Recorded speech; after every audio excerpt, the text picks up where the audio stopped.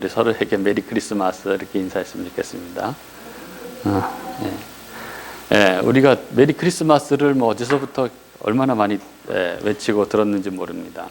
메리 크리스마스가 무슨 뜻인지 아시죠? 메리 크리스마스가 무슨 뜻인지 아시죠? 압니까? 메리, 그러니까 즐거운이고, 크리스마스는 이제 합성어죠. 크라이스트와 마스, 그러니까 그리스도와 미사, 예배, 합성어. 그러니까 그가 오신 날을 기뻐하고 경배하다, 뭐 그런 뜻입니다. 그분이 오신 날이기에, 그리스도가 오신 날이기에 기뻐하고 경배한다라는 뜻입니다. 그래서 뭐 해피 크리스마스 이렇게 부르기도 하는데, 우리는 모두 행복하기를 원합니다. 우리가 뭐 늘상 자주 하는 말, 행복하자, 아프지 말고 뭐 이렇게 얘기하는데, 아프지 말고가 단지 뭐 건강만을 이야기하는 것은 아니죠. 우리가 행복을 누리지 못하게 하는 것들을 의미하는 것입니다. 뭐 그것이 뭐 물질이 될 수도 있고, 가족이 될 수도 있고, 뭐 관계가 될 수도 있고 이런 것들이죠. 그러나 그것들은 사실 행복의 한 파편들이라고 할 수 있습니다. 그보다 더 근본적이고 본질적인 진짜 행복의 나라가 있죠. 바로 천국입니다. 하나님 나라죠. 잠깐이 아니라 영원한 행복이 가득한 그런 나라입니다. 우리 교우님들 천국을 누리고 계십니까? 교회는 이 땅에 임한 하나님 나라의 현실, 하나님 나라가 이 땅의 모습을 드러내는 게 교회라고 말하죠. 그리고 성도는 이미 이 하나님 나라에 들어온 자들이라고 말합니다. 성도인 우리는 이 복된 천국, 이 나라를 누리고 있습니까? 교회는 다니고 성도라고 하는데 우리는 늘상 걱정과 염려, 두려움 속에 살아가고 있지는 않습니까? 오늘 왜 우리는 이 천국을 살아가지 못하는가? 왜 우리는 걱정과 염려 속에 살아가야만 하는가? 하는 부분에 대해서 한번 생각을 하는 시간이 되었으면 좋겠습니다. 오늘 본문 우리가 읽은 이 본문은 크리스마스에 아주 유명한 그런 본문입니다. 예수님 탄생 당시를 그리고 있는 성경에 몇 안 되는 말씀 구절 가운데 하나입니다. 어느 날 예루살렘에 동방으로부터 박사들이 찾아오고 이들이 유대인의 왕으로 나신 네가 어디 있느냐 막 이렇게 수소문하고 다닙니다. 그리고 이 말은 예루살렘 성과 또 평화롭게 권력을 즐기고 있던 헤롯 왕을 들쑤셔 놓습니다. 그리고 교활한 헤롯은 이 동방 박사들을 이용해서 이 유대인의 왕으로 나셨다는 그 아이를 찾아서 없애려고 하죠. 그래서 여기 오늘 읽은 8절에 보면 나도 그에게 경배하려고 하니까 그가 어디 있는지 찾으면 나한테 알려주라 이렇게 이야기를 하죠. 하지만 하나님께서 동방 박사들에게 헤롯에게 돌아가지 말라고 하심으로써 예수님께서 헤롯의 손에 죽게 되는 것을 막으시는 이야기죠. 이 마태복음 2장은 아주 이 간략한 이 필지로 이야기들이 그려지고 있지만은 어떤 면에서는 막 그림책을 보듯이 아주 섬세하고 또 어떤 면에서는 사건이 아주 긴박하게 그렇게 돌아가고 있는 그러한 내용입니다. 오늘 우리가 이 본문을 함께 나누면서 우리가 이 말씀을 들을 때 성령께서 우리 각자를 만져주셔서 우리들 심령 가운데 이 크리스마스의 의미가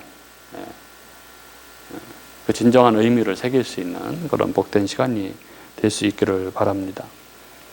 본문을 보겠습니다. 오늘 본문에서 마태는 이 이야기, 이 에피소드를 역사적, 지리적 배경을 언급하는 것으로 시작합니다.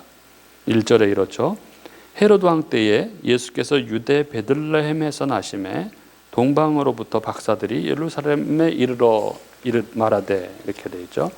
여기 나오는 이 헤롯 왕은 다른 여러 헤롯과 구분하기 위해서 헤롯 대왕이라고 부르는 그 헤롯입니다.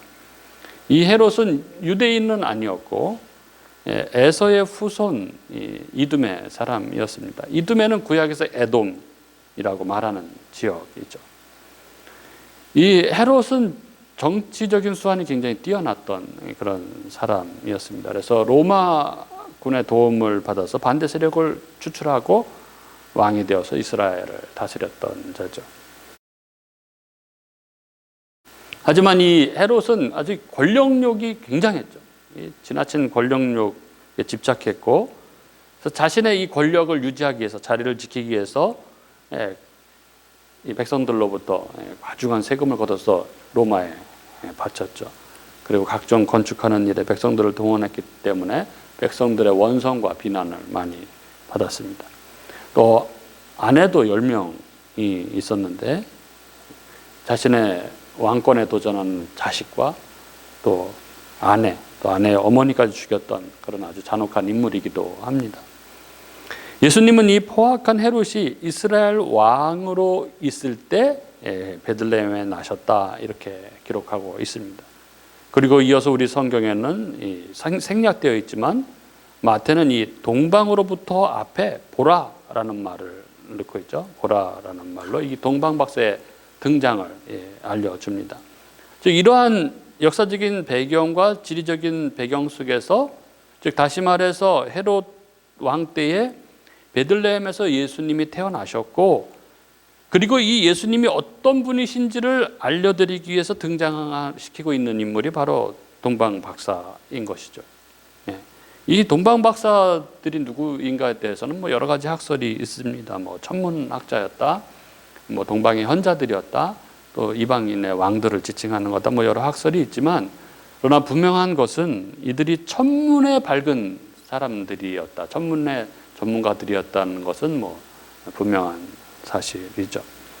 이 동방박사들은 이 별을 관찰하다가 별의 어떤 특별한 현상을 보고 유대의 이스라엘의 왕이 태어날 것이라고 확신을 하게 되고, 이스라엘의 수도인 예루살렘으로 와서 왕으로 나신 이가 어디 있느냐 이렇게 수소문하고 다녔던 거죠. 그래서 2절에 보면 유대인의 왕으로 나신 이가 어디 계시냐, 우리가 동방에서 그의 별을 보고 그에게 경배하러 왔노라 하니, 이렇게 적고 있죠. 그래서 막 이 동방박사들이 예루살렘에 와서 유대인의 왕으로 나신 이가 어디 계시냐 막 이렇게 묻고 다녔을 때 이 말을 들은 사람들은 반응이 어땠을까요?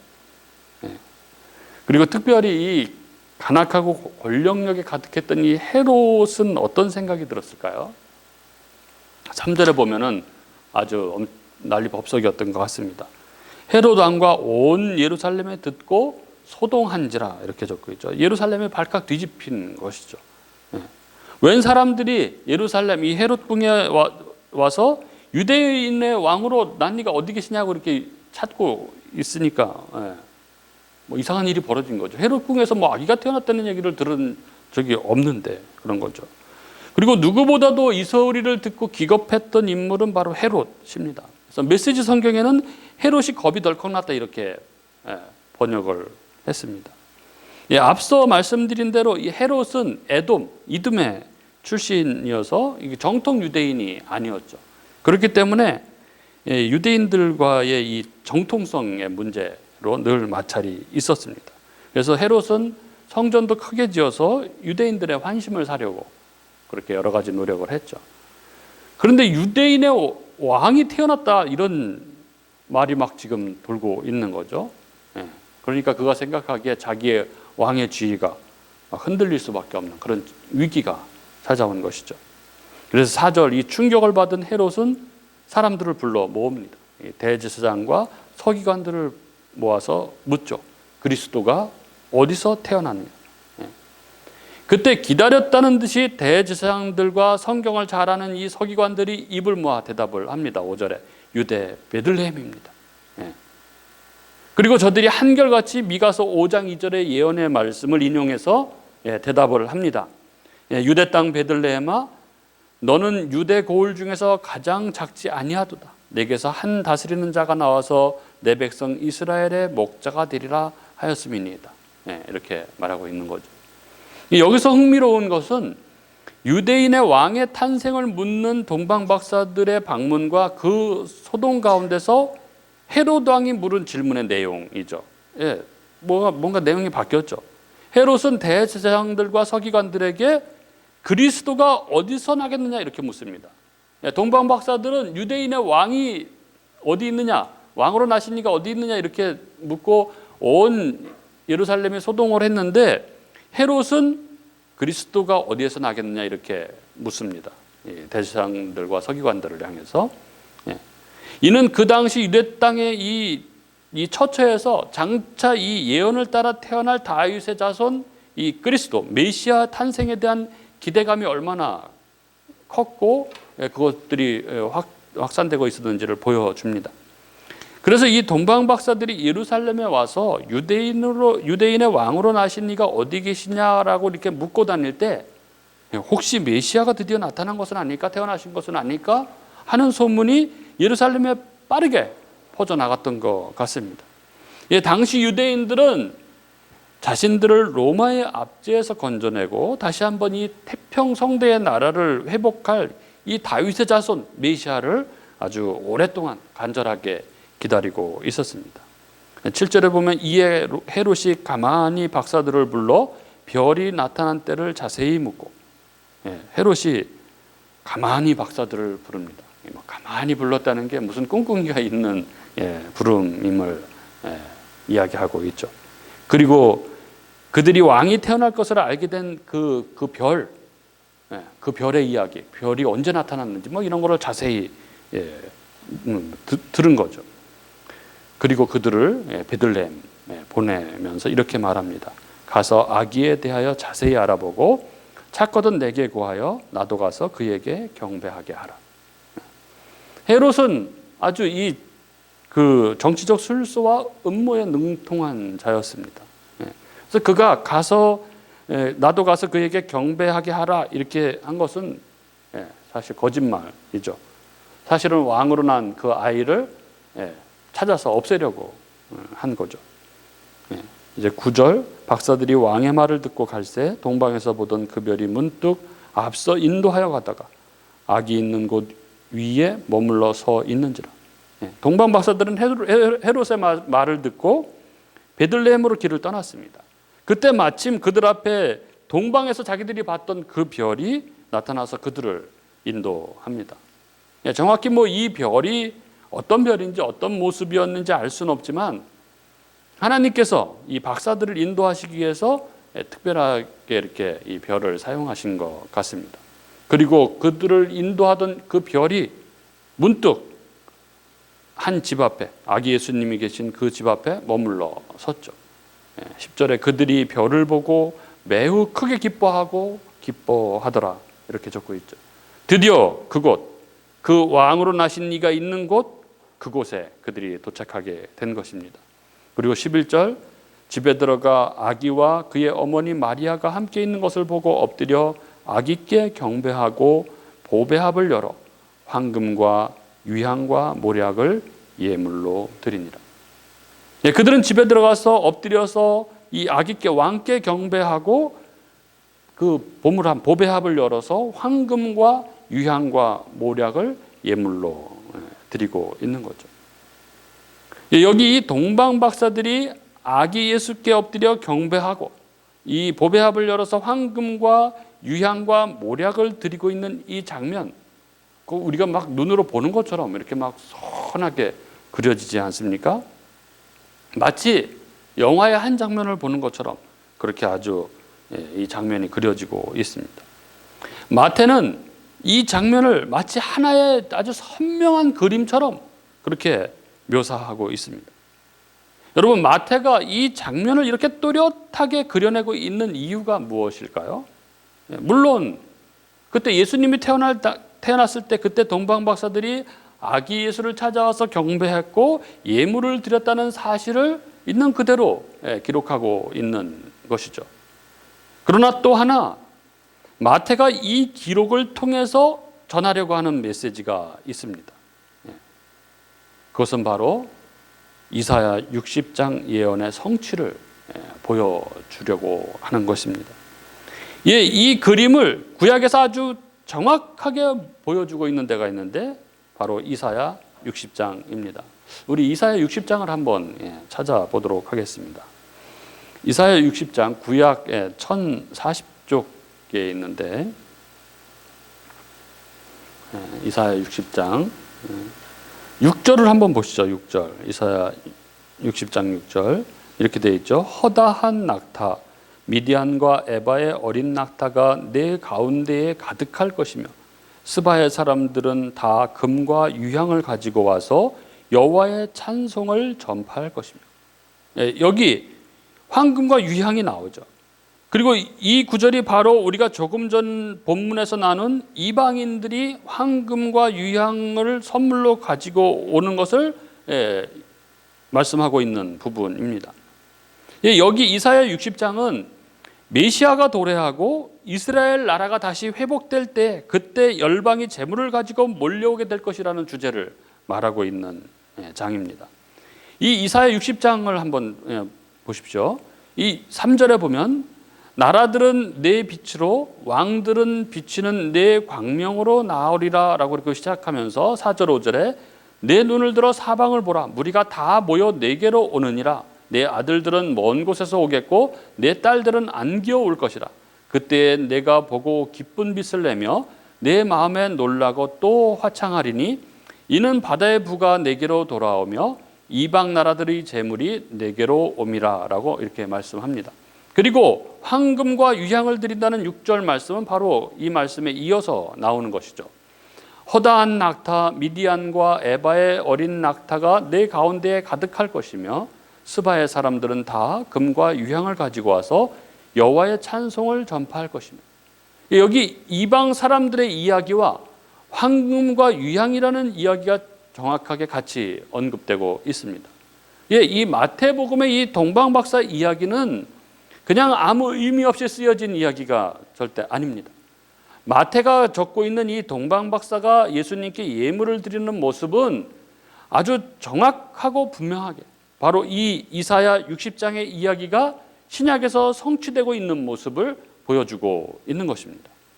따라서 마태가 그들을 굳이 동방으로부터 온 박사들이라고 쓴 이유도 그리고 이들이 준 선물을 표기하지 않을 수도 있는데 굳이 황금과 유향이라고 쓰고 있는 이유도 아주 명백하고 분명하게 구약의 메시아가 오실 때 열방이 예물을 드리러 오는 내용이 이루어지는 것, 즉 메시아이신 예수 그리스도께서 이 땅의 모든 열방들, 이방 나라들의 왕으로 오셨다는 것을 보여주고 있는 그림인 것입니다. 그렇습니다. 오늘 본문 이 마태복음 2장 1절부터 11절이 그리고 있는 이 메시지는 왕이 나셨다는 것입니다. 구약이 예언해 왔던 왕, 예루살렘에 나셔서 이스라엘의 목자가 되실 왕, 그분은 유대인의 왕이시며 모든 열방들의 경배를 받으시는 왕, 그 왕이 나셨다는 것입니다. 마태복음은 하나님 나라라는 큰 주제 아래 이 왕이신 예수 그리스도와 그의 나라, 그의 백성들의 삶, 그리고 그들을 향한 예수님의 대명령, 대분부로 이루어져 있는 성경입니다. 그래서 이 마태복음을 간단하게 개략적으로 한번 살펴보면은 1장은 이 예수 그리스도의 족보를 통해서 예수 그리스도께서 이 다윗의 혈통을 따라서 합법적으로 오신 유대인의 왕이라는 것을 보여주고 2장은 우리가 지금 살펴보고 있듯이 누가 진짜 왕이냐 이걸 그리고 있죠. 그리고 3장은 예수께서 왕으로 오시는 것과 그분을 맞이하기 위한 우리의 준비로서 세례 요한의 사역을 적고 있고 그리고 4장은 왕이신 예수님의 하나님 나라의 회복에 대한 선언과 전파가 그려집니다. 가르치고 전파하고 고치고 하는 사역들이죠. 그리고 5장부터 7장은 산상수훈으로 하나님 나라 백성은 이 땅에서 어떤 삶을 살아갈 것인가를 그리고 그리고 13장에는 하나님 나라의 여러 가지 비유들이 나타나고 있는 것이죠. 그리고 21장에 드디어 예수께서 예루살렘의 왕으로 입성하시죠. 십자가의 길로 들어가십니다. 그리고 27장에서 예수님은 빌라도 앞에서 왕이라는 명칭을 사용하십니다. 그리고 십자가 위, 예수님의 머리 위에 이는 유대인의 왕이라고 적혀 있죠. 나타나죠. 그리고 마지막 장인 28장은 부활하신 예수께서 하늘과 땅의 모든 권세를 가진 왕으로서 그의 백성인 교회들에게 명하는, 가서 모든 민족을 제자로 삼아 가르쳐 지키게 하라라는 그 대명령이 그려지고 있는 것으로 마태복음은 그렇게 구성되어 있습니다. 그렇습니다. 2000여 년 전 이스라엘 땅, 이 베들레헴에 나신 분은 왕이셨습니다. 만왕의 왕, 우리 주 예수셨습니다. 바로 하나님 나라의 왕이셨습니다. 하나님 나라는 그분이 다스리는 나라입니다. 하나님 나라 백성은 그분의 통치를 받는 사람들입니다. 그분이 통치하는 나라가 바로 하나님 나라, 행복의 나라, 영원한 복락의 나라인 것입니다. 그런데 오늘 본문, 이 동방으로부터 온 박사들이 아기 예수께 예물을 드리는 오늘 본문에서 우리가 다루지 않은 부분이 있습니다. 혹시 우리 교우님들 중에서 오늘 설교 전체에서 동방 박사가 가지고 온 선물과 이사야가 이 말하고 있는 선물에서 뭔가 차이가 있다는 것을 발견하신 분이 계신지 모르겠습니다. 이 마태복음의 동방 박사들은 이사야 60장에 언급되어 있지 않은 선물을 하나 더 드렸습니다. 뭡니까? 바로 모략입니다. 이사야에는 황금과 유향만 나오지 모략은 나오지 않습니다. 하지만 동방 박사들은 황금과 유향과 모략을 드렸습니다. 여러분, 왜 모략이 더해졌을까요? 어쩌다 보니까 그냥 그렇게 하나가 더 추가되는 것입니까? 아닙니다. 이것을 신학적으로는 계시의 진전이라고 그렇게 부릅니다. 즉 구약의 계시가 신약에 이루어지면서 여기에 계시가 추가되어 나타나고 있다는 것이죠. 어떤 계시가 추가되고 있는 것이죠. 그러면 이 모략은 어떤 계시가 추가되고 있는 것입니까? 모략은 좋은 향을 내는 향유의 일종으로 아주 값비싼 귀한 향유였습니다. 그런데 이 모략이 신약 성경에 단 2군데밖에 나오지 않습니다. 한 군데가 여기 동방 박사의 선물에 나오고, 다른 한 군데가 요한복음 19장 39절에 일찍이 예수께 밤에 찾아왔던 니고데모도 모략과 침향 섞은 것을 100리트라쯤 가지고 온지라. 이 니고데모가 모략을 가지고 온 이유는 이 예수님의 시체를 장사할 때 거기에 넣기 위해서였죠. 말하자면 성경이 이야기하는 이 모략은 장례용품입니다. 신약 성경에서 이 모략은 예수님의 장례에만 등장합니다. 따라서 마태복음의 이 동방박사들의 예물에 모략이 등장하는 것은 어떤 특별한 계시를 함축하고 있는 것이죠. 그것은 바로 그 왕, 구약이 예언해왔던 그 왕, 베들레헴에 나셔서 이스라엘의 목자가 되실 그 왕, 그분은 유대인의 왕이시며 모든 열방들의 왕이신 그 만왕의 왕, 그분의 통치로 회복되는 그 나라, 진정 행복의 나라는 그분의 죽으심을 통해서 이루어지는 나라라는 것입니다. 하나님 나라는 죽음으로 회복되는 나라입니다. 제가 이 성탄절에 이 본문을 선택한 이유도 이 부분을 읽다가 이 부분이 너무 제 마음에 와 닿아서 이 본문을 선택하게 되었습니다. 천국은 죽음으로 이루어지는 나라입니다. 우리는 그 주님을 나의 왕, 나의 하나님이라고, 예수님을 나의 왕, 나의 하나님이라고 고백하는 사람들입니다. 그리고 그분을 경배하고 예배하는 자들입니다. 그러나 여전히 우리는 내가 왕이 되어서 왕의 자리에 앉아서 그렇게 호령하며 살아가곤 합니다. 내가 왕이어야 행복할 수 있다고 그렇게 생각하고 착각하고 살아갑니다. 그래서 그분 안에서 회복된 하나님 나라, 그 진정한 복락을 누리지 못하고 불안과 염려와 걱정, 어찌 보면 그 지옥 같은 그런 삶을 살아가기도 합니다. 내가 왕이 된 자들에게는 언제나 걱정과 두려움이 가득합니다. 이 헤롯처럼 누군가가 내 자리를 차지하지 않을까 하는 걱정과 두려움인 것이죠. 그리고 분노, 판단과 정죄, 이것이 내가 왕이 된 것을 증명하는 내 감정의 좌표들입니다. 우리는 이 지긋지긋한 죄성, 내가 왕으로 살고자 하는 이 죄성, 이것 때문에 이 땅에서 지옥의 고통 가운데 살아가죠. 그러나 그런 우리들에게 이 하나님 나라, 진정한 이 행복을 회복해 주시기 위해서 만왕의 왕이신 우리 주님께서 하늘 보좌를 버리시고 이 땅에 오셨습니다. 낮아지셨습니다. 그리고 우리를 사랑하셔서 우리를 다시 살리시기 위해서 십자가에서 우리를 끌어안고 죽으셨습니다. 희생하신 거죠. 그리고 우리가 믿을 때 우리에게 오셔서 우리 영혼의 좌소에 좌정하셔서 우리를 다시 통치하기 시작하십니다. 그리고 그 통치 안에 있으면 하나님 나라가 진정한 행복이 회복됩니다. 그것이 바로 천국, 하나님 나라죠. 천국은 낮아지고 죽도록 사랑하고 결국 나를 내어주는 내가 죽는 그 희생, 그곳에 천국이 하나님 나라가 임합니다. 여러분은 성탄절을 맞이하며 무엇을 생각합니까?